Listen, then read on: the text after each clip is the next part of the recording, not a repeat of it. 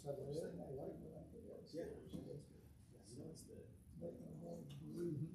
don't know where it sells. On the western side. Beach Road? Okay. We used to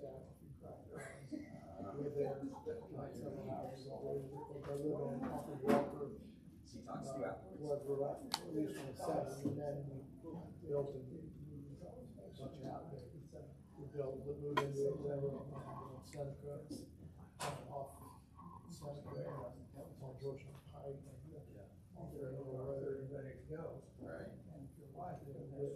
Lived after the bar. Yeah. You gotta get up at 5:30 and get everything all. Oh, that's this is as I get older. That's good. That's good. Yeah. It's a unique thing. She's still right. Yeah. Just right there. So you're probably like to sleep for 4 years. So that's what she's Getting up at that's both on the same page. Now, see, it's the same sheet. Did she realize this? Have you ever told you what? It's not too much construction. That's pretty good. Yeah. So she actually talks to you after? Eat out, yeah. Tend to have to go out for lunch or out on a job. But we drink over coffee. Love it.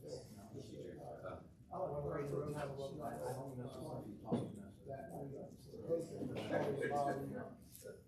bar that great as they decided to move down to and it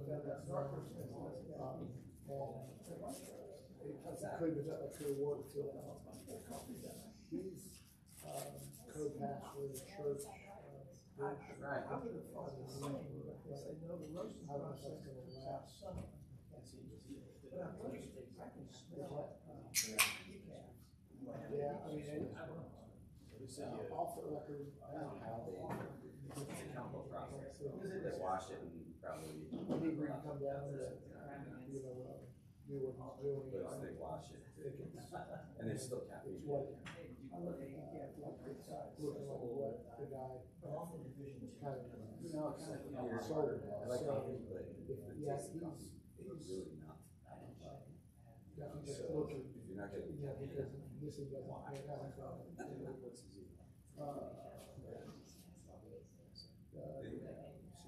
so my son's not. It's not a lot of words and you couldn't write them all together somehow. Probably.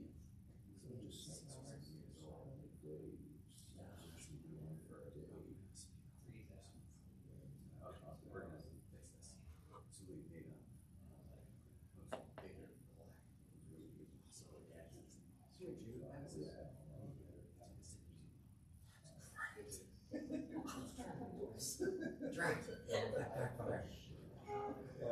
So he drinks. He loves the coffee just for the taste. So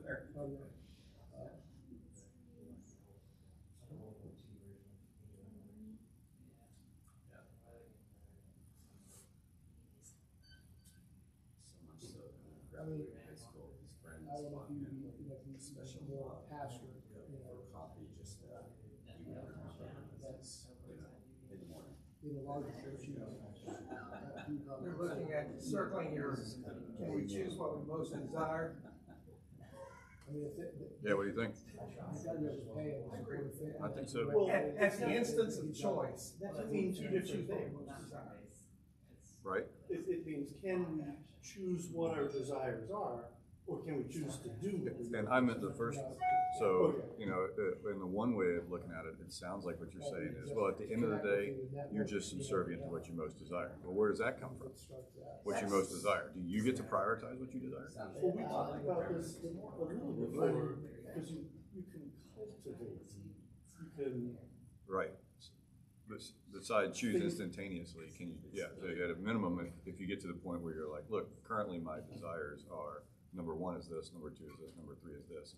So right now, it's hard for me to change that, but if I work at number two, I can make that number one. It may take me a month, but I can reorder it. So the question is, can you reorder it? Can you reorder it? Because if so, then I think you can't say you have free will. This is an off topic, sorry. This was just a. If you can't do that, then you don't have free will, you're saying. I think that's the case. I think that if you are programmed with a set of desires, either from birth or societally, then you are deterministically choosing. But if you can ascribe values to those Like, desires. it's not you choosing it, it's the set of desires that are choosing it. That conversion, in some way, my desires changed. I mean, it Yeah. wasn't like, as I was walking back from the altar, I had a whole new, Right. but there was a whole different focus, a whole shift that everything kind of started lining up behind. But a lot of the theology behind that disagrees about why, like, who chose your conversion? Did you choose to convert, or were you? Well, it felt like, well, I was definitely being called. I didn't come there to be converted. I didn't mean to do this, by the way. I was just circling stuff that may come up later in other things, not related to today. So we better get off this quick, fast, and in a hurry, because if I know anything about Peter, thankfully he's not on Zoom meeting. He'd already been on this one and been like, okay, here we go. We're done going down this rabbit hole.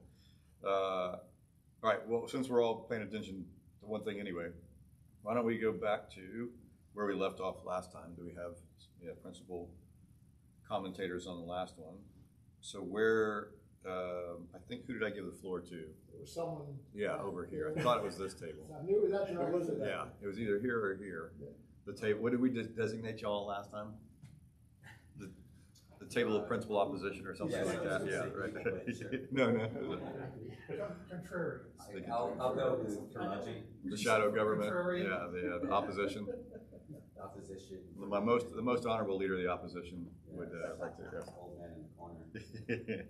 We had a question, which is, what is your justification to interfere with? Yeah, I'm trying to find. I've skipped off and now I can't because I have no organization. Say that again. Well, this So is justification the is very wrong. one. What Yeah. is your justification to I did see interfere that up with there. the choices of your loved ones? Oh, yeah. Yeah, which is where that is the question I want to get to. So we'll just start with that one. Okay, so What is your I'm sorry, say it. justification for interfering with the choices of your loved one? Okay, thank you. Well, I just brought up, like, I think we had friends over and, like, brought the topic up. And they said, like, oh, just do what God did with Adam and Eve. And it's like, leave them alone to do whatever they want. And then if they do wrong, like, I guess you curse them after. Wow. Okay, right. That's a really simplistic Well, you and warn cool. them before, you tell them not to do it. Okay. Then it's their choice. I like I told you so. Oh wait, you mean like Willy Wonka and the Chocolate Factory? Oh no, please don't. No, please stop. No, these are, like, adults, family members. So or did friends. they mean that in reality? For the, like, the leave them alone, like, part, maybe it was, like, more of, like, neighbors versus, like, family members. But it was like, well, if God is, like, if God loved Adam and Eve and did nothing, like, maybe, like, letting people make free choices is more important than, interfering. That's a great But place to they're aware that God has interacted with us after that, though, right? To the point of sending But they His Son. still have down, high right? expectations. I mean, yeah. So if that's the case, well, Right, but they weren't like, oh, I'm gonna eat the tree, it's like, no, stop, I'll grab you. Because of all the Right, hope, right. except that actually was the plan. I mean, otherwise we wouldn't be here. And to carry this a little bit farther, I kind of thought, well, if you're looking at the justification for your action, what is your responsibility? If you see something about to happen, they're going to harm themselves in effect. What is your responsibility with respect to their action? Or to your action. Or to your, are you responsible for doing nothing? If I see someone about to jump off a bridge and I totally ignore it, just drive on by. Or I can stop and say, hey, you shouldn't do that, you know what the consequences are. Or I can, That's our new slogan. or I can Solid grab hold ground. of him and say, hey, you're not, I'm gonna take you off. But how far is my responsibility go? And, or am I responsibility? Because what did Cain say? Am I My brother's keeper. Yeah. That was not a good answer. No, that didn't win him any points with the judge. Did God answer that? No, he did what any good parent would do, is ignore the question. So do you have a responsibility, and to what extent is your responsibility? And that is kind of an argument for missions, isn't it? Am I responsible for the non-believer, and to what extent am I responsible? So let's ask that responsibility question, and let's take the point of the person whom you commented, and then let's shrink timeline and say, what did God actually do with this? So, and let's use the heroin addict, because the heroin addict, the reason we picked the heroin addict is it seems to be maybe the most, not the most, but an extreme example.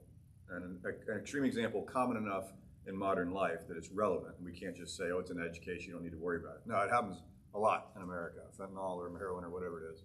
So there are people who actually have to make this decision today in America, and presumably there are millions of people who have to make this decision today in America. So in terms of what did God do? If God says, I'm going to let Adam and Eve have the choice, they get to make it freely, and they make their choice. That stage of the decision process is the stage at which the person decides to start taking drugs. Then, after Adam and Eve sin, the world doesn't go completely downhill at that point, right? But the next thing is Cain kills Abel. Maybe not the next thing, but the next remarkable thing is that Cain kills Abel. So maybe that's analogous to the person starts, I don't know how the process of becoming a truly, out of control addict goes. Let's say that the person starts like some kind of purchase relationship with a drug dealer over this kind of stuff. And then it finally gets so bad that God's like, we got to start over. He wipes it out and puts Noah back in there. But by the time you fast forward a couple, 2,000 years, you're at the point where what God said was, in order to get these people back, I'm literally going to send my only son. Or I'm going to come in person and suffer terribly at their hands in order to bring them out of this addiction to sin, this terrible stuff that they've gotten into. That would be analogous to us going down to the drug flop house where this guy is, and letting us get beat up and robbed and who knows what else, just for the opportunity to drag that guy back out, to physically then put him in a place where he can make that choice again. So I disagree with the characterization that all God by whoever you were talking to, that what God did was just leave them to their own devices and then curse them if it didn't. He went way further than that. He let them make that initial choice for free, but once we got all bound up in it, he gave everything he had for that. So I would want to say, anyway, I guess I said that wasn't dragging people out. Yeah, I didn't say that you had to drag people out. My question was, what is your justification for helping the heroin addict? I didn't say kidnapping him. I said helping. Because the question isn't to what extreme do you go to restrict their personal freedom. That's not the question we're asking here. I mean, it is a sub-question that we're going to have to ask eventually. But the core question is, why are you even judging the person's happiness? This was centered around happiness, contentment, peace, etc. The heroin addict, in the throes of the darkest days, is going to claim at some level to be happy, and other people might say he's happy leaving him alone. What's your justification for saying, in essence, my idea of happiness is greater than your idea of happiness? And as a result of that, maybe not that's therefore why, but as a result of that, I'm going to try my best to bring you back to a higher level of happiness. Because you can see what's happening here is you have two different people who have differing ideas of happiness. One of them has made the judgment that their happiness is greater, and furthermore, that they ought to bring this other person up to that level of happiness. That's the thing that I'm interested in. Don't you have to, I don't know, cultivate, I'm using that word a second time differently, the addict's desire to get better? I mean, doesn't it have to start with the addict that I don't want to be? I mean, I guess every situation is different. What I would say is I've heard the stories both ways. I think I told you guys a story of a super awesome special operator I knew, Irishman, who got into the throes of like out of control alcoholism, and he woke up the one morning and he had, from whatever day it was, went poured a bowl of cornflakes, went to the fridge to get milk, no milk, sat down at the table, and he looks up and there's a little remainder of a fifth of Jack Daniels on the table, and he's like, he pours it over the cornflakes, and he says he had his epiphany when, and this guy was a person of extreme toughness and mental discipline when he wanted to have it. And he said he realized he had a problem, not when he was eating cornflakes with Jack Daniels, but when he was like, this tastes pretty good. And then something hit him and was like, dude, that means you have a problem. And he quit cold turkey that day. Now, not everybody quits cold turkey. So some people come in and say, sit down, do the intervention, we want you to know we have a problem. And then eventually that person realizes it and they come around. So yes, maybe you choose to quit. If you choose to quit and you're of iron will, you can choose to quit that day. But we get people all the time who are not of iron will, who need the encouragement of a whole bunch of people that eventually gets them out. And then eventually they're like, thank you so much for helping me out. But it took a bunch of people to get them out of it. If I had to take a stab at my justification, I feel like it would be that I believe in objective reality, which includes objective morality. Okay. And I also believe that I'm commanded to love and to help people. And when I combine objective morality with a command that says, hey, you should go and help your brother, I feel like I'm being told that I have to, in some cases, interfere with the Yes. lives of others. So this is your path here. Yeah. There's an objective standard. That objective standard has to be based in something. It's based in God. God's the one who dictates what's right and wrong. There's some level of faith where we're like, I don't know, that doesn't seem like it should be wrong. Why are we not blending together two fabrics? I don't know. And God's just like, just do it. Trust me, it's meaningful. Well, what happens if your God's different than my God? But his point would be that if you're rightly thinking, or at least for him, if his idea of objective, the basis for objective morality is this particular idea of God, then now if you want to know what the answer to that question is, the answer to that question is the ontological argument answers that question. So as long as we're all singing off the same page, we all have the same God, that's okay. Which is great because then you'll have consistent standards. Gods, Then some work has to, so at each of these stages, at the collective, we got a problem. well, at each of these stages, you have to determine what's true. So it's not just there are objective morals, rights and wrongs, it's what are the objective rights and wrongs. And then at the end of the day, the thing that satisfies that argument is, well, the basis for those objective rights and wrongs is God. And so the question, if he is the originator of what is objectively right and wrong, then presumably he's the one who knows what's right and wrong. So the answer to the question of, well, we disagree about whether you should do X is, let's ask God. And then the question you're asking is, which God are we asking? And then the answer back to that, presumably, among people who've done the kind of thinking and argumentation we've had, is the only one, God Most High. And so where God Most High is the answer to that one. Now we know what's right or wrong, and we come away with this is right. My other question that I want us to answer, though, and this is the important one, so you can answer any believer's logic chain by doing what Michael does. In the process, you're going to have to argue about whose idea of God is right. And because also you'll notice that if you break out, okay, the question is who's God, and we say there's a Christian, a Jewish, and a Muslim, and a Zoroastrian version of it. Each one of these have similar predictions, but each one of them, they all have some similar stuff. They each vary a little bit, right? They don't vary a lot. Like when you really think about the 5 pillars of Islam, like what are they? Well, the first is to believe that God is one. Okay, common with Christians and Muslims, right? That's with Christians and Jews too. That's what the Shema is. The first pillar of Islam is the Shema, basically, when you think about it. The second is to say Muhammad is his prophet. Okay, well, there's a point of this theological disagreement between the two of them. I have heard Christians argue, by the way, that Muhammad could be considered a prophet. Why? How could Muhammad potentially be, at least partially, a true prophet? If you get one thing wrong, aren't you disqualified? Well, I don't know. Are you? Peter got one thing wrong. God corrected him on it. He was a prophet. True. Well, I mean, one prophetic Prediction. Yeah, maybe so. Yeah, that's probably right. The Old Well, yeah, but I don't. When they use the term prophet, when Muslims use the term prophet, they don't mean future teller. They mean messenger. So technically, we use the term prophet. What they say is messenger, and the word they use for messenger has more in common with with everybody, with people not necessarily who are forecasting the future.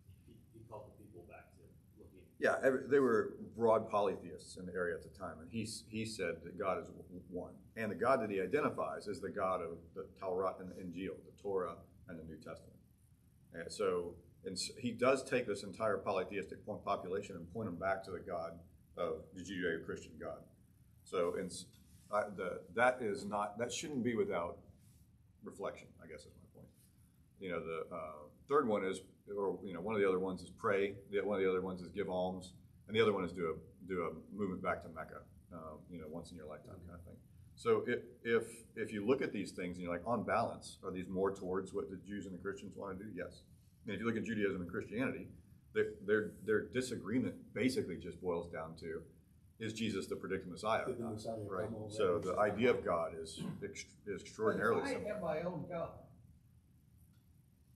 I guess you put an atheist, I don't know. Well, you're asking the question I want to ask, which is on the subjective side. If I am my own God, or if I don't believe in this, then what does this logic chain look like? Yeah. Well, take a case study. The Women's Christian Temperance Union. Okay. Okay, there was a group of people who really went down that line. They thought, you know, as a collective, they thought God was telling them that drinking alcohol was bad. And so we legislated that. We took action to change Laws as a the result. law Yeah. to determine what was right and what was wrong.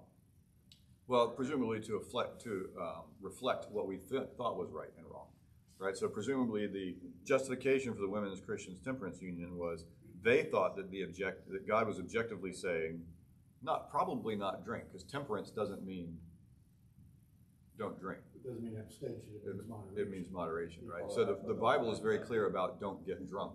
So the Bible does prohibit getting drunk, but it doesn't prohibit drinking. So, in fact, Jesus was accused of being a drunkard and a sinner and hanging out with sinners. So not just because he drank wine, presumably not because he got And the drunk. same argument right now can be applied to abortion, right? That's how we got off on this. Well, and that's where we're going. But I want to break it into an analytic process. And the analytic process I want to use is, I think we can agree about this one. There's no need to talk about this. We've talked about this ad nauseum in this class. What we want to ask is the question, because this is how you're going to do it, forecast, foot stomp, foot stomp. The answer to the question of what's the I don't know what happened there. What's the logic chain like this for the people who are subjectivists? This is how you answer everybody else in society that doesn't think as you do on the topics of abortion, gender, LGBTQ plus, et cetera, all the social issues you're talking about, they all have the same answer to them, and the same answer to them has to do, you can't just turn around and say, you can turn around and say, fool, believe in God, and all of this will be sorted out for you. You can do that, but there's a better way, possibly. That works for some people, but for some people it doesn't work. How do you point out to these folks right here, I don't want to forecast it, but what would you say to these folks right here? I don't know what to say. I just know that every time I talk to my friend who takes that line of thinking, he tries to explain to me that it's kind of a democracy, an open forum of thoughts, and you bring your thoughts to the table, and everyone else brings their thoughts to the table, and moral truth is subjective to each individual, but then in the public sphere, you have to mete out what we publicly agree will be true. And I tried to point out to him, so were the Nazis true when they genocided? But let's take that. So before you go that far and show and undermine the whole thing, this is why I asked this question. You see? This is not a public sphere question. This is a private sphere question. This is you and your inner circle. This is you and your family. This is you and your best buddy. This is you and your roommate. This right here is, forget society, man. You, if you saw your friend go all the way down the bottom of to ground level, to hit rock bottom in drug addiction, would you leave them there or not? Yes or no? And my guess is that the vast majority of people would say, of course I would help out my friend. And now the question is, what's your justification for doing that? And here's why. Because if what you're saying is everybody sets their own objective truth, and your friend presumably at the time is saying, leave me alone, man, I'm happy. Why are you saying basically the following? You think you're happy, but I know how happy you, A, really are, and B, could possibly be. And so I want to take you from where you really are to where you could possibly be. You've lost the ability to judge properly in this case. And because of that, maybe you kidnap them, but because of that, I'm at least going to sit in judgment of you and say, I disagree with that. And further, not only do I disagree with that, I'm going to commit myself to changing your mind. That's what you do when you try to haul your buddy out of addiction. So now, but that goes counter to what Michael said, that they said. They said, everybody sets their own objective values. Well, then back off, man. You can't, you're sitting in judgment of their objective values. And the person's like, now what do they say? And that's the point I want to point out. So to your point, and I mentioned this last week, that at some point, if you take God out of it, which you were forcing us not to consider God, and then come up with a logical reason why this would be all right. And I affirm that there is no logical reason. There will be a cognitive dissonance at some point. And that's the point. Michael just pointed that out. That's the point. And that's where I wanted us to get, is that there's no consistent justification with this if one of your premises is everybody gets to set their own moral truth. I would say only this, that I believe that moral values and duties are real and that they are objective. Non-Christians or non-theists would also, most of them, lion's share of them, would say that's correct.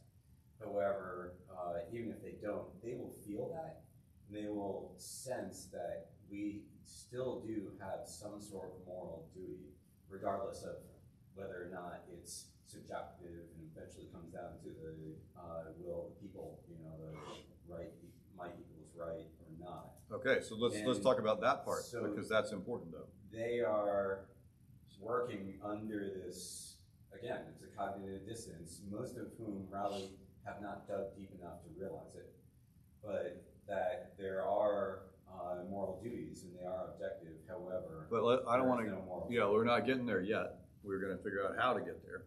And so the first thing that I think people might bring up, and first to your comments, and then we'll go to this. The objective side is, it seems like it can't ever actually be objective, because as a fresh, gung-ho Christian, if I heard anyone around me speak something that I thought was an error, I felt it was my moral duty to correct them. Okay. I was a pain in the butt. Okay. And it was not very effective because they weren't interested in being corrected. Okay. And they didn't believe I had and in a lot of cases I didn't have the correct. Right. And so when you start putting your morality on other people and feeling like it's your duty to bring them around to the place that you think they should be, yes, that's a whole universe of where do you say, well, below this line, I won't do that. So in general, I agree with you and maybe it's the case that the proximity matters. Okay, so the preacher, when the street preacher steps up and he casts a wide net, but he catches few fish. Right. The person who instead enters into a dialogue, maybe they per person catch more fish, so to speak. But ultimately, that may be true. But when the person who sits next to you is in such error that you perceive it to be life-wrecking error, what do you do? And what I'm going to do is extract from that the principle that says, if you're going to do it in this case, then where's the case where it stops? Especially if you recognize the following point of behavior. First tried, not even that, thought about drugs. I don't know what generation, I do know what generation you all grew up in, I can see it. In my generation, there was a huge say no to drugs campaign, right? They put it on police cars, I guess they still do that today. The First Lady of the United States had a whole program, saying no to drugs was everywhere. Advertisements taken out. So if you even came from a background, that's not the world today. People don't, in my day, if you heard drugs, you were like, oh, that's evil. Right now, that's not how people think about it. The war before the war on terror, for those that don't remember, it was the war on drugs. Like we were literally fighting in South and Central America and some other places, people who were drug runners and that kind of thing. So you go from the place where you think drugs are wrong, to the place where you think that it's not. And for my generation, that was typically alcohol. And then there was basically an alcohol step, and then there was a marijuana step. And because marijuana was considered a drug, but just like not terribly well. Sometimes there was like a cigarette step in the middle. And if you hit this one, and then you hit this one, then you hit this one, that increased the probability that you're going to go do something harder, et cetera. Now you show up to parties, and the hard drugs are all there, and they're considered just as good or bad or indifferently as marijuana is. But the descent into heroin addiction was not show up to party, do heroin immediately, never come out of it, right? There was a slope of decisions that went there. Where do you intercept those decisions? Not for the populace, not for your associate at work, for your husband or wife, for your brother or sister, for your mom or your dad. Where do you do that? Where along this pathway, not you Christian, but where do you non-Christian, where would you do that? Do you recognize the fact that this decision to get here was made up of a series of steps that took you there? Or are you completely ignorant of that fact? And then depending on that one, so that's one question. I'll pose another question, then we can discuss it. In the case where you say, hey, we agree though on moral goodness as a society, not as individuals. So this stuff is, and here's what's permissible according to society, and here's what's not permissible. Is it the case that society does a really good job of the majority always doing always being on the side of what's right? No. Right? How about the civil rights movement? Okay, 100 years ago, the vast majority of society thought segregation's a great idea. We should do that. Right? Nobody uses the same water fountains. Nobody uses the same buses. Nobody can be in the same neighborhoods. Now, it turns out that we reversed that. So what you can point out is, it's often the case that what is considered morally right today was very much a minority position a short time before. So you can't turn around and say, whatever society sets as the morals, those are the right ones. Now, most often, those are not the right ones. Yes. Right? So that can't be the process that you're using. So since there's some process of minority advocacy for a new moral position, and that the majority ought to take their position, and subsequently that the majority did take their position, is that process reliable? If it isn't, then why are we doing it?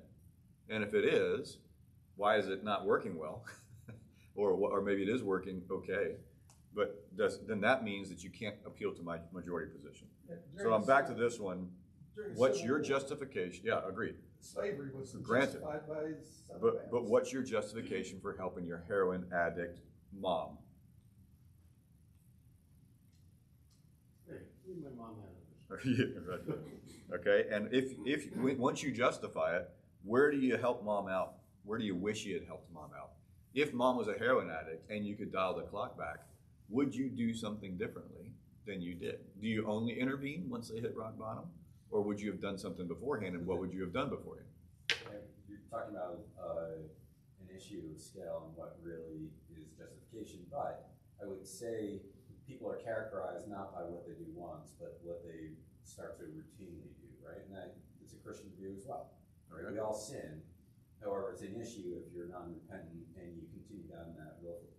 And once someone starts, say, with alcoholism, if I go out and have a beer, no one's going to come to me and say, dude, you might have a problem here. Right. Most people, I don't know anyone who would. But if I show up here with scotch on my breath, yes, right, yes, and with bloodshot eyes, and I do it next week, now people are going to start to say, hold on here, what's going on?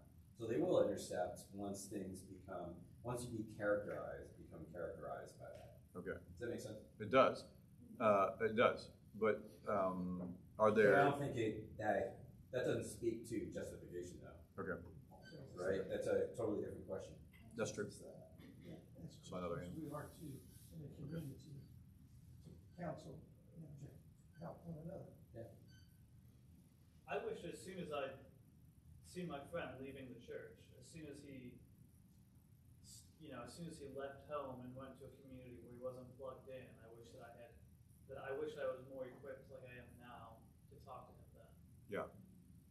Yeah, and some of that will be temporal of like, and I think some of what I don't think that's a bad thing. I think some of what helps motivate us to do more than we want to do is to have seen and experienced the loss that at the time we didn't know how to prevent, but God gives us that as motivation to turn around and be like, this is why I want you to be ready and equipped to do this, is because now you know personally what the cost is for not doing that. And so whereas if he'd have given you the knowledge of how to do that beforehand, you might not have executed it for lack of motivation. A lot of times people closer to us have more effect on us and our future. If it's like a sports team and like a team member is like doing drugs, like in that scenario, it's like you can cut the person and replace them maybe. But if it's like a family or friends and stuff, you're basically on a team with them, but you can't like switch them out for someone else. So it's like we have a joint outcome, and so like helping you is helping myself. It's helping me. Okay. All right. So that's an interesting way of doing it. It's not. It is of course interesting. It's also a selfish justification for doing it, sort of. And so far as like I've got a stake in it. Like it's not just your happiness we're talking about, man or woman, especially if it's your wife. Like if it's your wife, you can be like, we're one. You know, you took a vow. We said we were one. So you're half, or if we're one together, like you're choosing for us. We ought not do this. It's affecting both of our happiness. That's a good one. Well, I mean, So there's both a random addicts on the street. You're like, oh, let me help you. yeah. So there's a selfish motivation and there's an unselfish motivation. Maybe you could do it at least one level that way. That says, hey, it's in my interest to do this. So my justification based on my own. So Seth is giving us a reason why the person could say, this is why I'm helping. But what you could point out to that person is this: your justification there is prioritizing your own desire for how things work over there. So you're saying of what's happening here, my happiness is more important than yours, and now I want to impose that on you by at least trying to convince you that it's not the case, or by interdicting to the greatest degree possible that I can. So is there also an unselfish motivation for doing it? I just wanted to hit on two things. One, the stair-step pattern. Originally, I think the best thing to do, and this is what we see secularly, is education, so that people don't get down that path, just like the say no to drugs. But also, I think if it's your mom, for example, you want to try to condition her love so that she desires things more than something that's going to be effectively sinful, that's going to enslave her ultimately. So hold that second point, because I don't want to lose it in the first one here, but consider the first point he makes, education. People today, do we as a society today believe that drugs are bad? Yeah, people still do. Well, you and I, the honorable leader of the opposition, forgets that he and I travel in circles that may be characterized more by their age than by their cutting-edge relationship to young people today in society. Hey, hold on, that guy was cutting edge. Yeah. That was my parliamentary box. Perhaps the leader of the opposition has forgotten there. Yeah. So the grizzled among us may still retain that may still retain our memory of that. But I will say to you, the younger generation does not come with the prejudice against drugs that we do. So marijuana usage today is considered not evil at all. It's considered However, I think someone totally acceptable. Even someone who grows marijuana and sells it, yes, would say it's got all these wonderful methods or things, but realistically, if you go too far, you're going to be beyond yourself. But right? the apologist there says, yeah, but that's true for everything. That's true for alcohol. That's true for work. You were talking about drugs. Yeah, well, our generation was taught say no to drugs, non-specific, full stop, right? Not just like, and the advertisements were no thanks, man. Not even try it, not even use it lightly. It was like, I'm not going to use it at all. 100% abstinence was the policy of advertising by the United States government 20 years ago. It's probably more than that, isn't it? 30 years ago. Wow. Okay. Yeah, and further. So but consider what was going on there, with relation to Dan's point. I had another question. Yeah, go ahead. Comments as well, which is we're going back to talking about how you've got the subjective side. I think that practically in the world today, we can say that you can have your standard and I can have my standard, but my standard always wins. So regardless of the situation that we're in, we end up in a combative relationship, like if somebody does something wrong, I think you're doing something wrong. It's a totalitarian impulse. I'm going to force you to do what I want you to do, which is right. Yeah, but where's the justification there? Like, why does the person who is willing to go to the totalitarian Because they think degree? they're better than the person that's struggling. But why are they better? Because it's their world. But they themselves say that their world is not any better or worse than anybody else's world, but they don't act like that. That's they don't believe it. Yeah. Yeah. Well, I think it's important then to use what you have the rights to do to show them that it's not as good of a world. Because a lot of people show love to like addicts or people who are harming themselves to mitigate the consequences of it. Rather than address the root cause, you mean? Well, I'm saying like people will try to protect them from the consequences of their actions, which is not actually helpful. Right. Like the parent with the kid who's rebelling and getting into trouble, and they have money, so they'll get their kid out of trouble, get them out of jail and stuff like that. When it's like, well, really, let them sit in jail, they might learn a lesson. But with like a family who's an addict, like let's say if it was your mom or something, rather than being like, oh, it's okay, we still love you, blah, blah, blah, it can be like, well, I love you, but you can't see grandkids because I can't let, my kids be around that or something. So I think it is. And maybe this is a function of me and my personality, but if I walked into my brother's house, okay, I'll tell a story that might get me, surely there's a statute of limitations on threatening people. I don't know if there is. I walked in, I think my brother would care that I tell this story. In college, we all kind of, many people kind of try stuff that later we would say is not a good idea. So his buddies, he was hanging around with 3 or 4 guys that I consider to be bad news.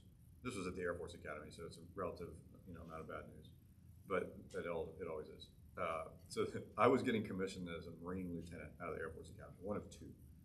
And so it was commissioning day, and his buddies had taken him out the night before, and they had drunk enough that he slept through hey, we're about to go to the commissioning ceremony. And we're looking for him. I go up to his room in full Marine Corps dress uniform, like the white hat, the black collar, the one that looks good, the one that a lot of people join the Marine Corps for, but won't tell you that they joined the Marine Corps for. And I go in, and he's passed out on the floor, and I'm trying to wake him up, and I'm like he's alive, but he's not responsive. Basically, like he ain't getting up. And I knew who had taken him out the night before. And I walked down the hallway in full dress uniform with sword, kick open the door of the room with drawn sword, and point it at the guy who sits bolt upright in bed. And I'm like, if you ever take my brother out again, I'm going to find you, and I'm going to finish this. And I walked back out, his eyes are about this big around. So that was my, how do I deter somebody from being a bad influence on my brother? Let's call that an extreme reaction, okay? Like physically threatening somebody with harm at sword's point. Nowadays, that's not as acceptable as it may have been back in the day, right? Okay, so I loved my brother so much, though, that the idea was I was leaving where he and I could influence each other directly, and I was going off to the other side of the country. What I didn't want at the time in my little twisted mind was residual negative influence on him by other people. And even if he was unable to resist it himself, I wanted to provide to other people the motivation to not encourage him towards something. And if fear was the way to do it, then I was happy that fear would do it, okay? So let's call that, let's give it some, maybe properly motivated, maybe wrongly executed, maybe it was rightly executed, but let's say it was wrongly executed but properly motivated. My point is, my desire for my brother's happiness exceeded all else. And so I would do anything to stop him from being unhappy.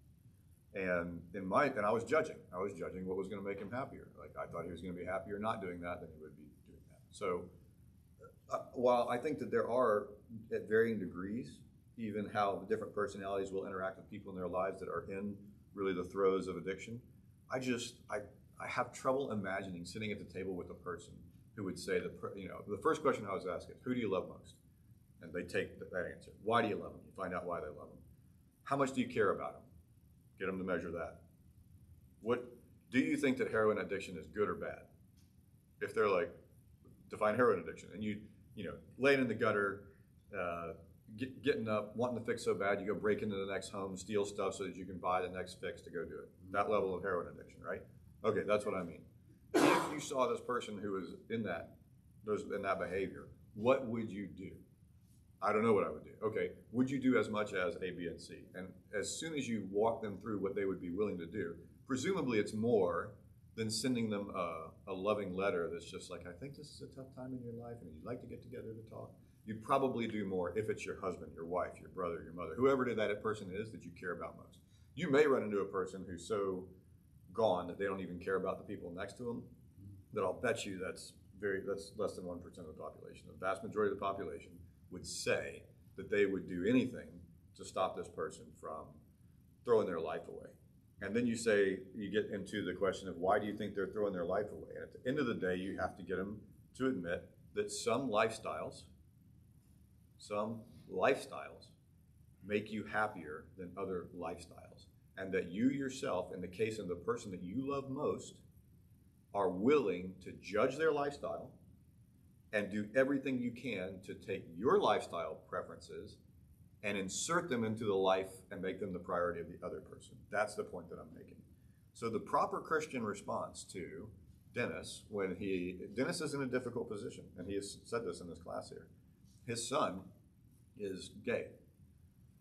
And so when we say to Dennis, you should become a Christian, what does Dennis hear? You should walk away from your son. You should look your son in the face and say, you're a homosexual, and because you're a homosexual, you're going to hell, and I don't want to have anything to do with you. Like that's his caricature of what Christianity should be. The proper response is, Dennis, if you love your son and you know, and he's like, well, my son's happy. Same thing can be said for someone who is in significant drug usage. They say they're happy too, but you're judging their happiness, and you're saying, yeah, I know that you're happy, but you're not as happy as you could be. Now we're principally going to quickly jump to like, yeah, but that'll make him happy. Heaven would make him happier than living on this earth, and that's the reason why. There's also a living on this earth happiness thing, which we sit in judgment of when we say things like heroin addiction is not good for you. Like, we want you to stop that now. The reason that you say that isn't because you think heroin addicts go to hell. It's because you know they would be happier in this life if they weren't doing that. Is it the case that living as LGBTQ makes you happy or sad? Happier or sadder than you would otherwise be? Is it okay that living as in a polygamous relationship, a polyamorous relationship, would make you happier or sadder? Is it the case that living in a place where you prioritize work above family is going to make you happier or less happy? Is it the case that living a life of reflection and study and reading is going to make you happier than living a life of video consumption, whatever else? So we can go from the extreme moral all the way down to the habitual and say, we actually sit in judgment of this all the time. Do we ever advocate for our position? Now, Jesus says something about this in the parables he tells, when he says, if you see the enemy coming, the watchman sees the enemy coming, and he provides a warning, and they don't listen, then their blood is on their own hands. But if he sees it coming, and he doesn't provide a warning, then all their blood is on the watchman's hands, right? And the idea there is, if you are in a position to be discerning enough to know what's wrong, you have a duty to warn. I forgot who brought it up initially, of like, yeah, but to your position of like, just being like, this is, I pronounce this shall lead to tears and great fall, and you can't be doing this. And people are like, thanks for your opinion, I don't care. Like, is there a good way to warn? If you're a watchman on the gate and you blow the horn, everybody knows what that means. But where you see in your own mother's life that she's headed in the wrong direction, she's coming in with bloodshot eyes and hungover or whatever. Wisdom, right? Yeah. Where do you turn around and say, I'm going to do something about it, and how much are you willing to do?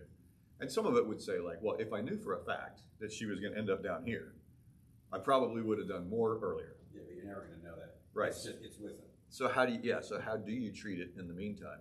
But the big point is, when it comes to justification, I guess the first step I wanted to get to, and the most important step was, if you have this viewpoint, which is the majority of society, then the answer to this question will help show that the logic for this is going to be circular. Okay? And now, not everybody recognizes that circular logic is bad anymore, because that's how far we've fallen from the knowledge of what's reasonable. But there is no way to hold subjective moral opinions that doesn't indict the person themselves. Now, if they walk away from your discussion, the person who's really, really opposed to your viewpoint may turn around and be like, oh, that's right, I shouldn't sit in judgment of I'll let my wife go into heroin addiction and it's fine. My mother, my best friend, or whatever else.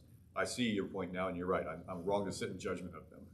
But they'll say that. But like Dennis, he walks down the street and his heart pulls him to the point where he does charity for the homeless person to the degree that he becomes personally involved in their lives while professing at the same time to be an atheist. You know? Right. Like outside of like the person committing crime or like immediate health effects or like desperation of like their life is so unstable now because they're an addict.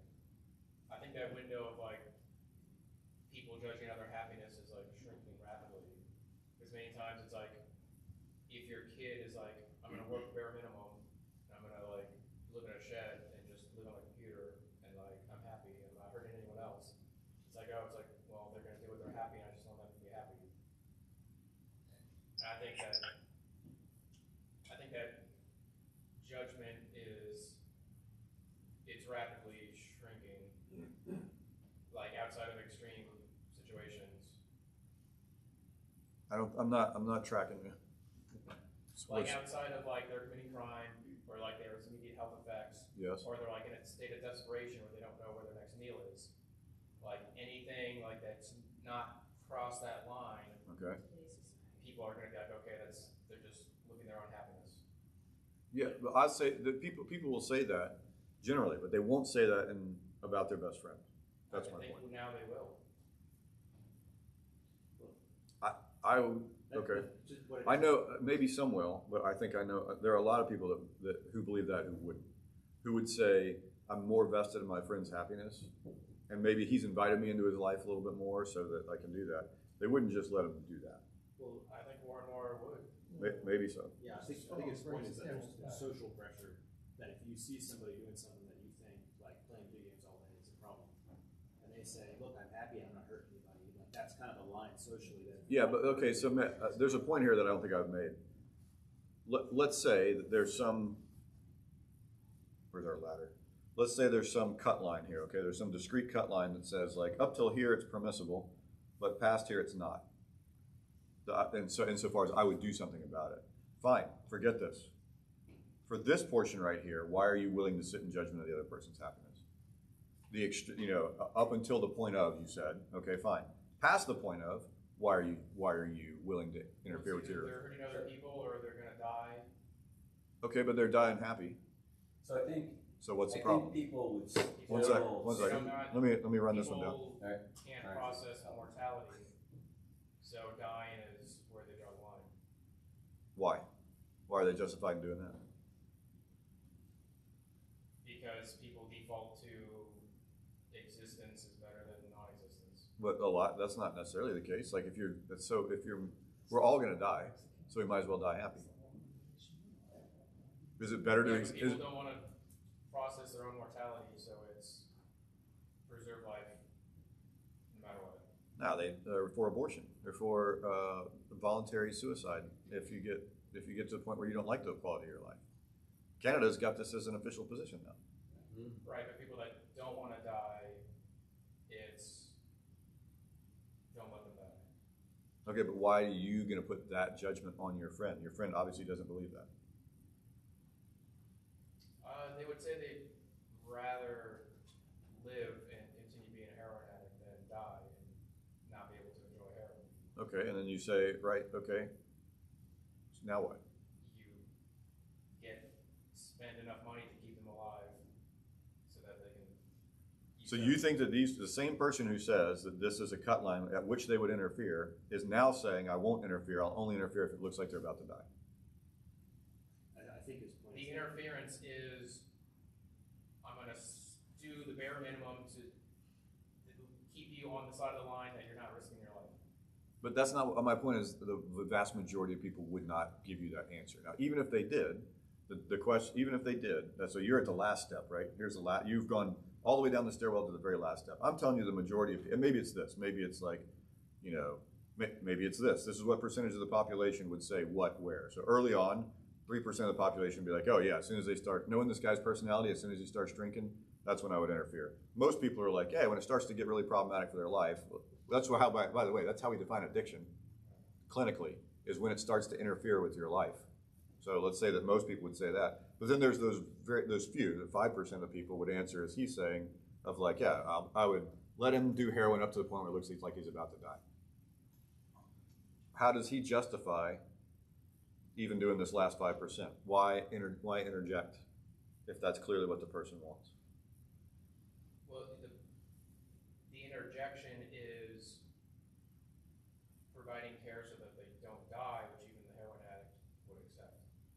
Some would, some wouldn't. Some would say, yeah. But so let's say that I mean, they are. Most of them want Narcan. Okay, but this is a very important point.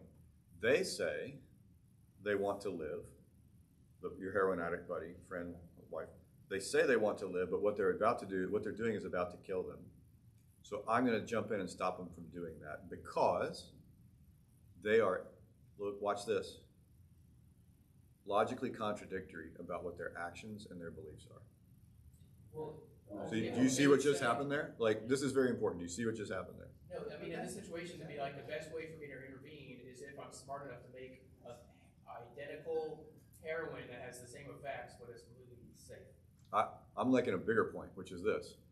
You, him, whoever it is sitting in judgment of the person's own logical justification for what they're doing.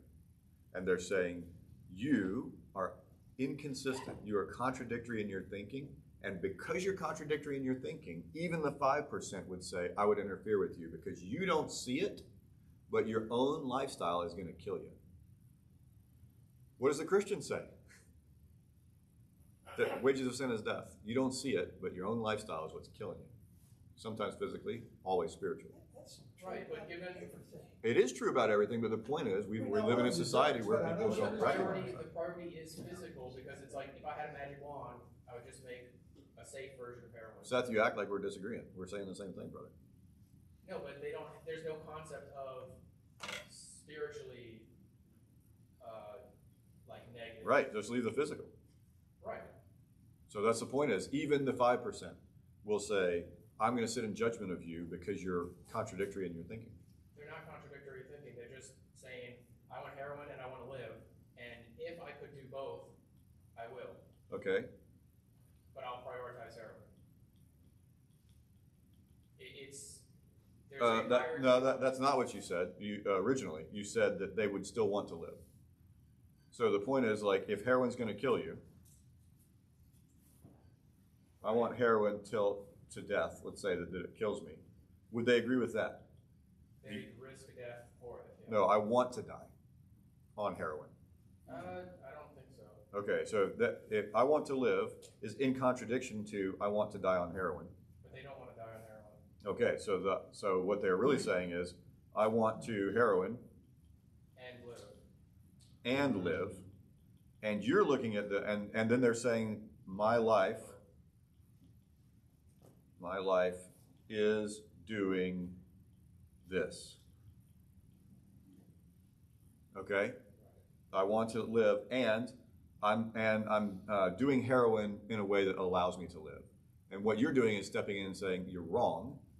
You are mistaken in thinking that you can do heroin and still live. What you're doing is going to kill you, and therefore I'm going to interfere with it. So they hold a belief, which is I'm doing heroin and I will live. I'll still live. You're saying, nope, you are wrong about your assessment. You are in error of judgment. This is mistaken. And because you believe this, and because you don't believe this, and because you believe this, and because you believe this, I'm interfering with you. You see? Right, but the interference is like, okay, give me medical care so I don't die, and keep me to the bare minimum that I can enjoy heroin. Seth, I'm not sure why you're arguing this point. You understand that what I'm saying is the person is about to inject, let's make it specific. Right. You recognize, through whatever wisdom of your own, that they're sitting there with a lethal dose at this point of heroin now. Right. And when they stick that into their arm and they press the plunger on it, they're a dead man. Right. And you say, I'm stopping you, brother. And they're like, I've built up an immunity, I can handle this. And you're like, you're wrong, your judgment is wrong, you're gonna die. And he's like, who are you to tell me? And you say, I'm the one who's stopping you from dying because you yourself said you don't wanna die. And he says, you're wrong, I'm not gonna die. And you take the plunger out of his, you take the hypodermic out of his hand. What's your justification for doing that? That the next day, they would agree and say, yes, that would have stopped me from. Yeah, that's exactly the point but that's the point I've been making for the last 2 classes. That's the point I've been making for the last 2 classes. So what are you objecting to about that point? I agree, that's the point we're trying to get to. But that brings them to the point of, I'll use less heroin that I don't overdose. I think his point is that there's still sin there. It doesn't take you all the way to not using. Yeah. I'm not talking about that. I've never been talking about them getting clean. I'm only talking about what is your justification for why you stopped them from killing themselves.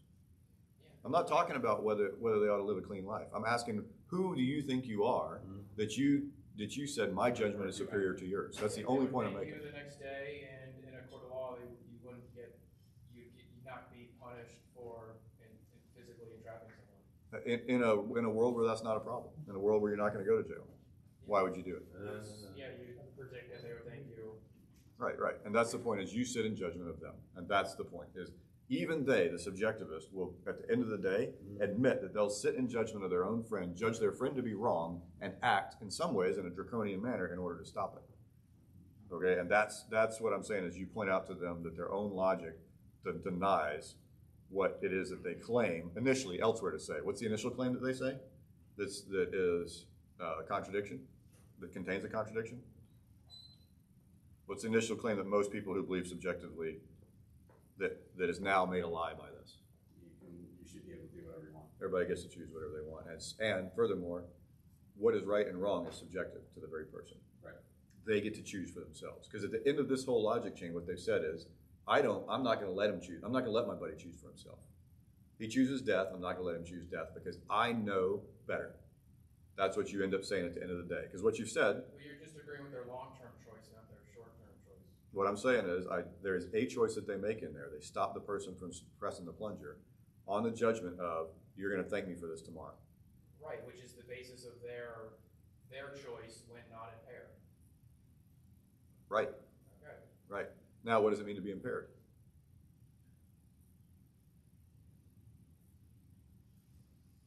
A little heroin? A lot of heroin? All the heroin? It's when it would have negative consequences that they would choose not to have when sober. Yeah. Okay, so where? Up to the person. Not up to the person. You already said where it's not up to the person. So where is it in the case? It is up to the person because they still say, I want to live and use heroin. It's not up to the person here. You're missing the point. At some point here, they make a choice that you disagree with. So is this the only choice? This choice was plunger on too much No, you're heroin. agreeing with their long-term choice, not their short-term one. What is their long-term choice? I want to live and use heroin. Okay? And is there anything deeper to that? What do you mean? Is there anything deeper to that? Is it simply that you want them to be able to use heroin longer? Is that the reason? Is that the reason you're stopping your buddy? Is the reason that you stopped your buddy from pressing the plunger the fact that you want them to use heroin longer because that's what they want to do? For some people, yes. No, nobody would say that. That is absolutely not. No, it. People would turn around. You think you could find a single person in the world that would say, like, hey, listen, I'm all about enabling people's choices. This poor guy's only going to get to do heroin for 30 years of his life. If I save him, he can do heroin for 70 years. That's a worthy goal. I'm going to rescue him and let him do heroin for 70 years. Show me the person, and I will admit that I'm wrong. Yes, if heroin had no health, like if it didn't risk your life, people would be fine with it. That's the same with marijuana. I'm going to save this person's life because they can enjoy marijuana. If there were no negative consequences to behavior that has negative consequences, then it wouldn't be behavior with negative consequences. That's what I'm saying. It's removing physical consequences. All consequences in this world are physical. Okay, so yeah, the only people's problem with heroin is that it's dangerous. No. Yes. No, absolutely not. People are fine with their friend smoking weed for their entire life.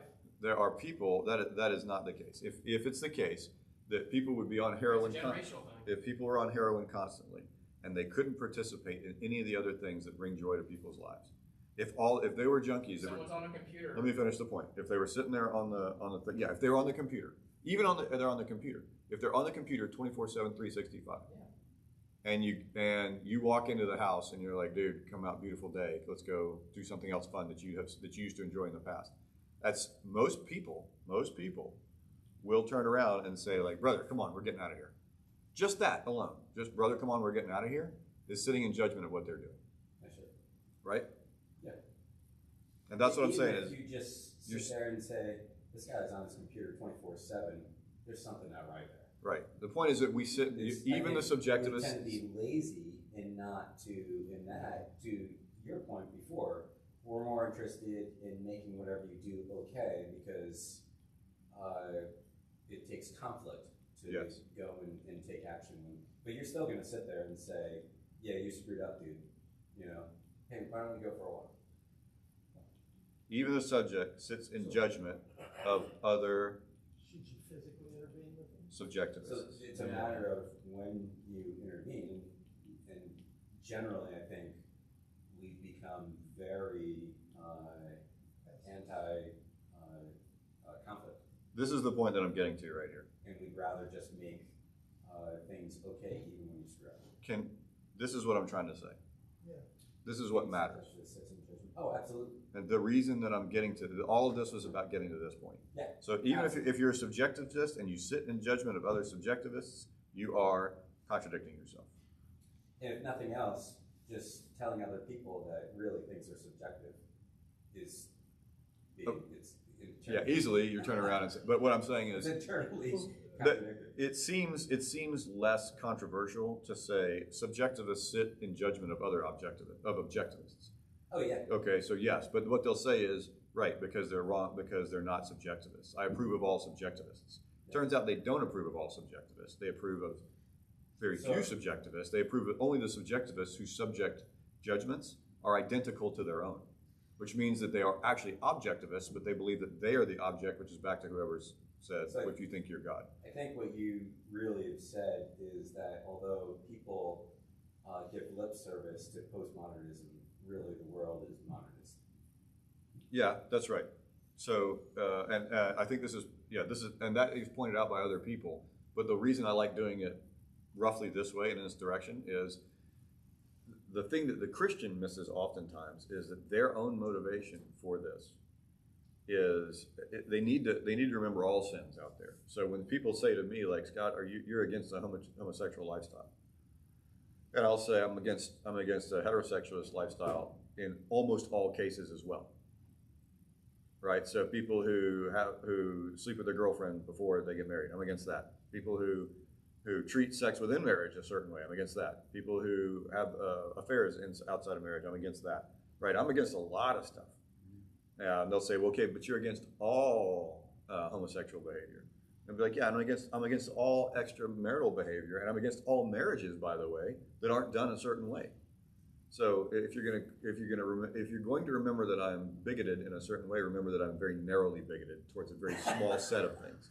But then what I'm going to turn around and say is, before you call me a bigot, remember the following: you too are a bigot. Mm-hmm. Yeah. That is to say, we're all bigots. If by bigot what we mean is you are prejudiced against a certain way of living your life. Sure. And the same person who's going to sit in judgment of all that is also against people living their way, a certain way of their life. So let the person know. The important thing is this, and this is how I would address it in a way that isn't like, hey, I want to condemn you for this. The answer to me is, and this is what I would say to Dennis, I want your son to be, like my uncle was gay, I want my uncle to be happy. And not a little happy, I'm almost not dying from heroin happy. I want him to be way happier than that. I love my uncle, and I want him to be maximally happy. And for those of you who have kids, is it not the case that you would almost say, I didn't know how deeply I could love until I had my own kids? Right? You love kids differently somehow than you do even your husband or wife. So in the same way that I love my son so much, I want him to have that joy. Surely that's a good motivation. And if someone says, well, he's going to be happier doing this because that's not who he is. Like, this is going to make us go back to answer the question to, then who is he? So when people turn around and they identify as, I am Scott and who am I? I am gay. Okay? And well, why do you think you're gay? And the answer is, well, I am driven towards that. Okay, well, what am I supposed to say? I am Scott and I am polyamorous. Is that who I am? Because I desire to sleep with more, possibly. Is it possible that I desire to sleep with more women than my own wife? Do I just embrace that? That's who I am? Forget that I made a vow. Forget that I committed to that. Forget that I believe that despite my desire to sleep with other people, that instead, that the thing that's actually going to make me unhappy, that my desires are not correct. That I am actually wrong about what's going to make me happy. Why do you think that? Well, I'll look at the data scientifically. People who have extramarital affairs report in the overwhelming majority being less happy because of the extramarital affairs than people who are monogamous. Okay? Those are data that are out there. That's a reason for making the argument empirically. There are other reasons that a Christian would have for making the argument of like, well, God told me that's the case and he knows better. But you see, presumably you see where I'm getting at, which is the answer to all of the social issues is the same. You actually desire the person's greatest happiness. The person's greatest happiness is identical with God's prescriptions for their life. Therefore, you want for them God's prescriptions for their life. If you are willing to go to great lengths, whatever they may be, at whatever point, to ensure their happiness, even over their own objections, then you would also see that they obey God's laws, even over their own objections, to the greatest degree that you can possibly do, because, and the because is important here, because you care about them and you love them and you want to be happy. And you're sitting in judgment of them, yes, but you're also sitting in judgment of yourself, right? I'm sitting in judgment of myself, saying, I want X, X is not good, God told me X is not good, and he's the main engineer and he knows, and so I'm going to do Y. So I think the irony. Let me do Michael, because he's had his hand up for a while. Really, I gotta plug this book again, Love Thy Body by Nancy Tracy. Gets into all that, talks about how modern culture kind of broken things up, and that kind of links all the time. So it's just interesting book. All right, we will pick up with Michael and then my honorable leader of the opposition, and then Mark next time. New statement to all on Zoom. Zoom is no longer a thing for Solid Ground. That was a COVID thing. We're unzooming. We're zooming out. And now everything will be via Eric's. If you haven't seen the way that he set up all the streaming and all that, and the box in box, all the stuff that we said we wanted back in the day when he wasn't around, it's back. So if you want any tweaks and you're competent to argue with Eric about why the tweaks matter, feel free to talk to Eric about it. I'm not. I can't be like, Eric, this is how I want to go. I feel like I'm being judged. Yeah. Oh, I'll join. My arm is around you, and I'll say we. I prefer Zoom. I mean, and I'm more happy that way. Well, good. I'll tee this up, fight it out with Eric. But all right. Can people call in? I'll call an official into the class here. Have the discussions with Eric, and we can get to that point. But and then Peter, I know you and I interact to a greater degree than many on this one. So let's figure out what the best way is to do that too. God be with you this week. We'll see you next week. Thanks very much.